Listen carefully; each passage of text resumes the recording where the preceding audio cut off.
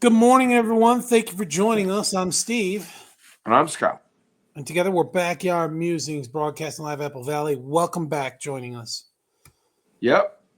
We got a really interesting one for you today, especially for you military folks or you gamers. This is a kind of a cool story this is going to change the way the war is done, I think, eventually. You think? This is a high schooler's dream job.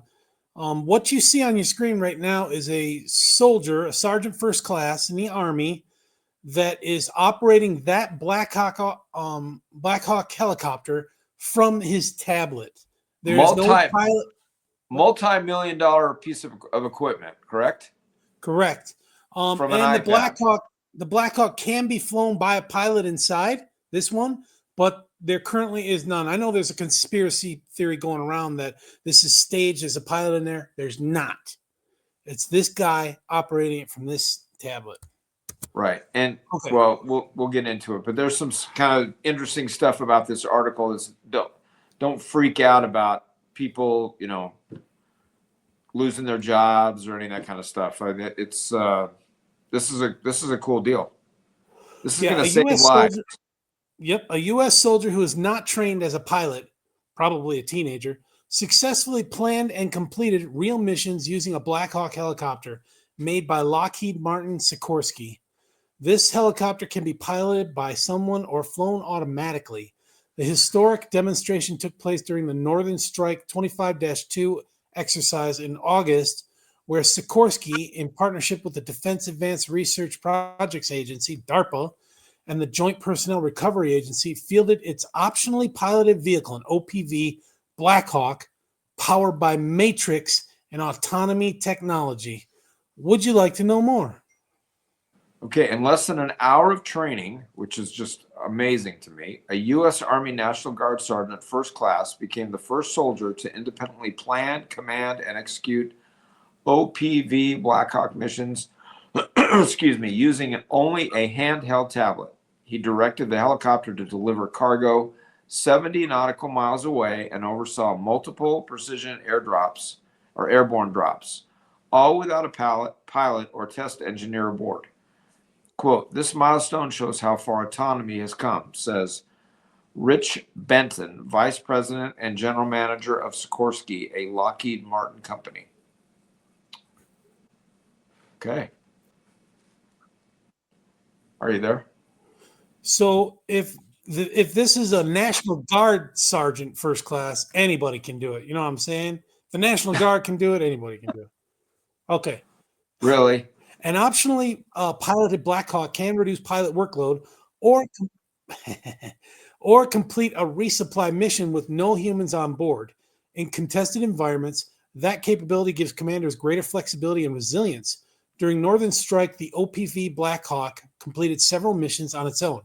It transported cargo inside the aircraft, lifted external loads using a sling, dropped supplies with precise parachutes, and simulated a medical evacuation.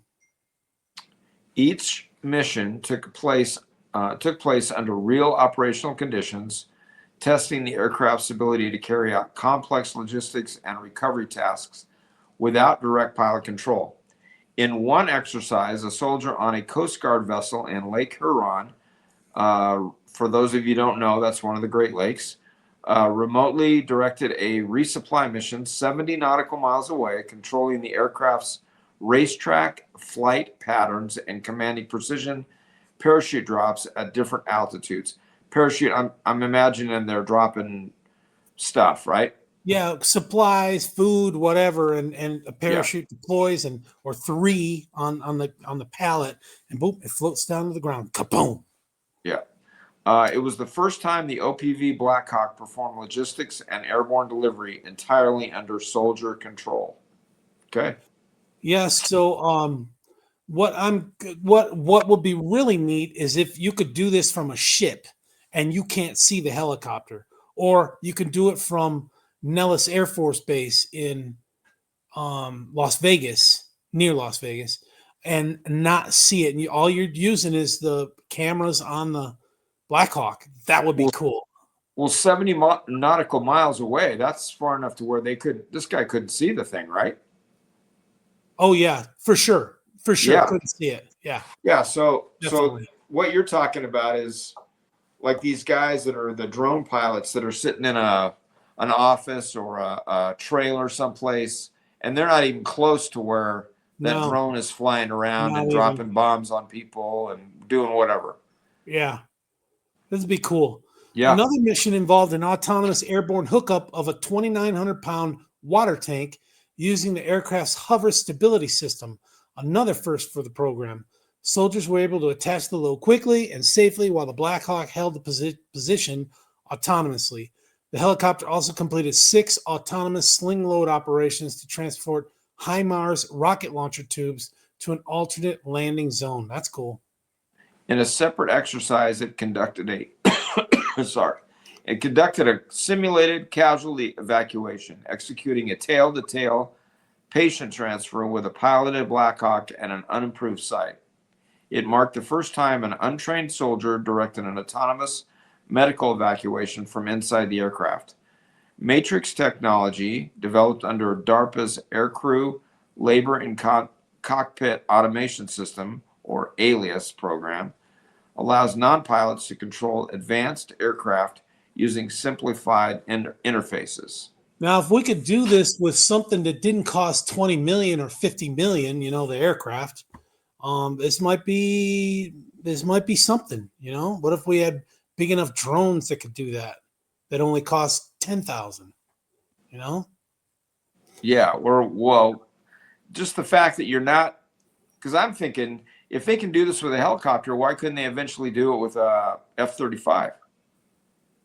Right. You We know, they do that with submersibles. They have drones. The Navy has drones that go around the sea. right? But the thing is, this can be piloted by a pilot too. So it can, if the pilot's reaching his hours for exhaustion purposes, come back to base, refuel, and then the drone pilot takes over and continues the march. Right. Or even if the guy just needs to take a break, right, in the cockpit, the guy can, with the tablet, can take over and continue on with the mission until Yeah, this that's guy. that might be confusing between the guy on the ground and the pilot that might be a little bit confusing.